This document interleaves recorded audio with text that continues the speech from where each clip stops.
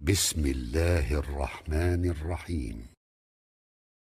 Mehbubumuz, Halıkımız, Malikimiz, hakiki dostumuz bolun, eyemiz bolun Allah Tebareke ve Teala'nın yağşı adlarının gurrunu Müslüman doğulları.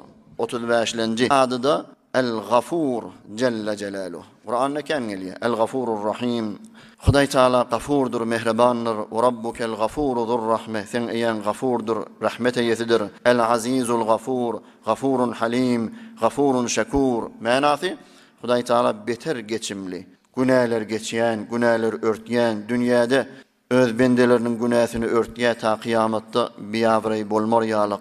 Ol El-Gaffar diyen adını ken gurrun ettik. Huday Teala gafur olsa hemişe zindagimize getirecek bolsak Müslüman doğullar, hemişe günah etsek izinden basım tövbe deyli ta gafur Huday Teala bizim günahlarımızı geçsin. Bir Müslüman doğunun yalnızlık sen hakkında bir telekeliğe etse gafur diyen adını Huday Teala'nın zindagimize getirecek bolsak biz de gözeştimiz bolsun, örtmeli bolsun, örtüylü Müslüman doğullar. Bu adının da hasiyetinden hayfa adam yaman kızdırma yetişte tep tutsa Huday Teala'nın El-Gafur diyen adını bir kağıda yazıp da sağ gerişine sağ bazusuna dank koysa ol kızdırması ayırlar deyip evliyala aytiya. Bir de hayfa adam El-Gafur diyen adını Huday Teala'nın kâne koysa malına, canına, evladına bereket gelir, kaygı kosse, narahati ondan ayırlar deyiptir. Huday Tebarek ve Teala yağşı adlarının hurmatına hemmelerimizin günahını geçsin. Hemmemiz bu dünyada avray, ahirinde iman, ahirette behişt cavidan nasip etsin.